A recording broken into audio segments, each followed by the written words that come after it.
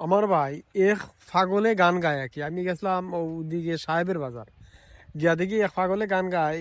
এই জীবন জগৎটা পাগলের কারখানা। আসলে ভাই পাগলেই চিনছে জগৎটা। আসলে বর্তমানে আমরা যারা বালা আছি এরা চিনছি না, এরা বালা নাই তো, এরা আসলেই পাগল। কেউ টেকার পাগল, কেউ সম্পদের পাগল, কেউ ইতার পাগল, কেউ ইতার পাগল, কেউ মেয়ের পাগল, খালি পাগল। আসলে দুনিয়াটা হইলো পাগলের কারখানা। এটা একবারে বাস্তবতা। পাগলে যেটা গান গাইছে এটা আমি আহ, বুঝতে পারলাম। আসলে দুনিয়াটা আসলে পাগল। ওই যখন মনে করুন আমরা ফেসবুকের পাগল, ফেসবুকে কন্টেন্ট সারবার লাগি পাগল। ফেসবুকে কন্টেন্ট সারলে টেকা ইনকাম হইব, ওই তো ঘুরে পিছিয়ে টেকা পয়সার পাগল। সবাই হলো টেকার পাগল। বর্তমানে বাংলাদেশের মানুষ খালি বাংলাদেশের না, অল বিশ্বের মানুষ টেকার লাগি পাগল।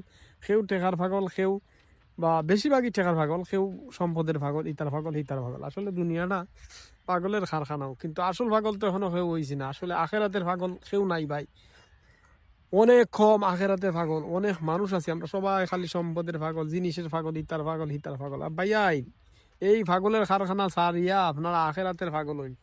আখেরাতের পাগল হইলে আপনারা মানে দুনিয়া তো কোনো স্থায়ী দুনিয়া। আইছি আমরা মেহমান হিসাবে, কয়দিন থাকবো, থাকার পরেও আমরা যাওয়াগি লাগবো পরকালে। পরকালটা হইলো চিরস্থায়ী, আপনার আমার সবার পরকালটা হইলো চিরস্থায়ী। তাই পরকালের চিন্তা করা দরকার। এই পাগলের কারখানা থাকিয়া যদি খালি টাকা পয়সা ব্যাংক ব্যালেন্স খালি বানাই খালি বানাই খালি বানাই, তাহলে কি লাভটা হইব ভাই? আখেরাতের জন্য তো কোনো কিছু বানাইতে পারলাম না। তাই অনুরোধ করে প্রিয় ভাই বোনেরা, সবাইকে বলছি আমার জন্য দোয়া করবেন।